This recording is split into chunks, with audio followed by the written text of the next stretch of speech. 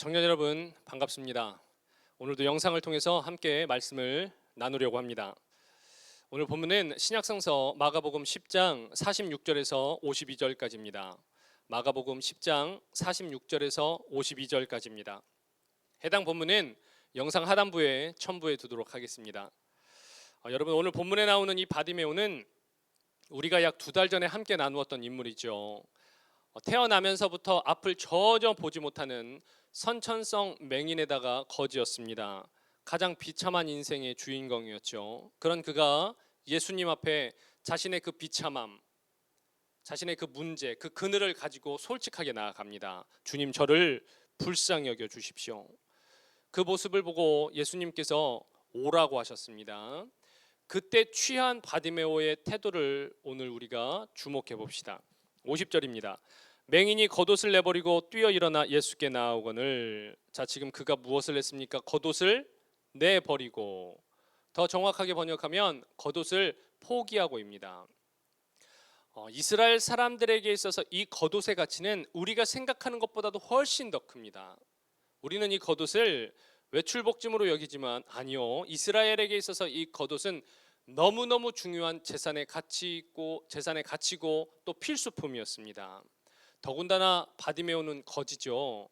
한 벌밖에 없는 이 겉옷을 내다 버린다? 이것은 있을 수 없는 일입니다. 이스라엘은 한낮에 햇빛이 유독 뜨겁기 때문에 더워서 겉옷을 벗어야 하는 것이 아니라 오히려 그 장렬하는 햇빛으로부터 피부를 보호하기 위해서 겉옷을 입어야만 했습니다. 낮에는 이 겉옷이 그렇게 사용되고 밤에는 극과 극으로 너무너무 춥기 때문에 이 겉옷을 이불 대용으로 사용해야만 했죠.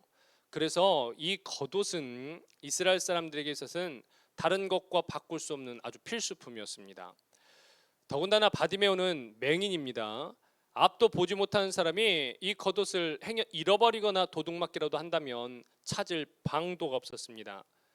그래서 평상시에 이 바디메오가 자신의 한 벌밖에 없는 이 겉옷을 얼마나 애지중지하며 소중하게 다루었을지 짐작할 수 있습니다. 그런데 이 겉옷을 내버리고 포기하고 예수님 앞에 나아간 겁니다. 여러분, 바디메오의 이 행동이, 이 결단이 얼마나 큰 용기가 수반되어야 하는지 우리가 성경의 여러 대목들을 분석해 보면, 그 예들을 살펴보면 쉽게 알 수 있습니다. 출애굽기 22장에 가보면 가난한 사람들이 돈이 없기 때문에 돈을 좀 빌리기 위해서는 저당을 잡아놓고 빌려야 했습니다. 그때의 재산가치 1호가 이 겉옷이었습니다. 겉옷을 맡겨놓고 돈을 빌렸습니다.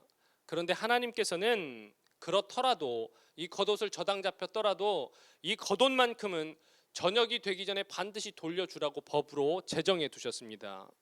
왜냐하면 그렇지 않아도 가난한 사람들이 이 겉옷마저 없으면 추워서 자칫 죽을 수 있었기 때문에 그랬습니다. 이렇게 겉옷은 포기할 수 없는 겁니다. 또 요한복음 21장에 보면 아주 재미있는 사건이 있는데, 예수님께서 부활하신 후에 당신의 제자들을 다시 찾아가셨습니다. 그때 제자들이 무엇하고 있었죠?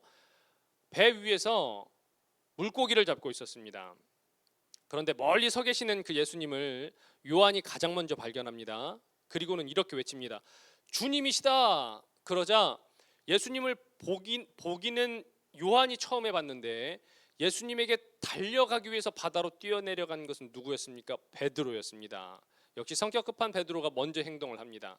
그때 그 대목을 제가 그대로 읽어드릴게요. 요한복음 21장 7절입니다. 예수께서 사랑하시는 그 제자가 베드로에게 이르되 주님이시라 하니 시몬 베드로가 벗고 있다가 주님이라 하는 말을 듣고 겉옷을 두른 후에 바다로 뛰어내리더라. 시몬 베드로가 벗고 있다가, 즉 겉옷을 벗고 있다가 요한의 주님이시라 하는 말에 겉옷을 두른 후에 바다로 뛰어내렸다고 증언하죠. 재밌지 않습니까? 겉옷을 입고 물고기를 잡기가 번거로우니까 겉옷을 벗고 물고기를 잡고 있다가 예수님이다 하는 말에 벗어두었던 겉옷부터 급하게 챙겨 입고 바다로 뛰어내렸습니다. 우리에게는 참 이상하고 재밌는 상황이지만 이 사람들에게는 너무나 익숙하고 당연한 상황이었습니다. 왜냐하면 겉옷을 잃어버릴까 봐 그랬습니다. 그만큼 겉옷은 이 시대에는 아주 중요한 재산가치이자 필수품이었죠. 사도 바울도 그랬습니다. 여러분, 바울은 거의 무소유의 삶을 산 사람입니다. 복음에 자신의 전생애를 던졌죠.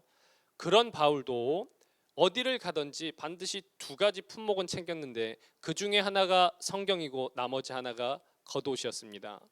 디모데후서에 보면 한 번은 디모데에게 편지를 썼는데, 디모데야, 네가 내가 있는 곳으로 올 때 두 가지를 꼭 챙겨 와줬으면 한다. 그 중에 하나가 성경이고 다른 하나가 겉옷이다.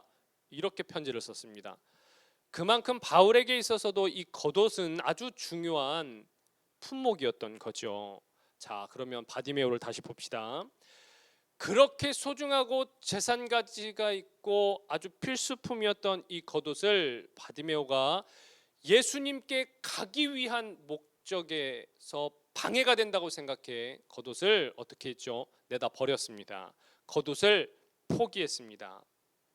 왜냐하면 이제는 예수님이 그에게 전부였기 때문입니다. 한때는 그에게 전부의 가치가 있었던 이 겉옷이 이제는 전부가 되시는 예수님 앞에 나아가는 데 있어서 방해물만 되었습니다. 그래서 내버린 겁니다. 그래서 포기한 겁니다. 저와 여러분도 마찬가지입니다.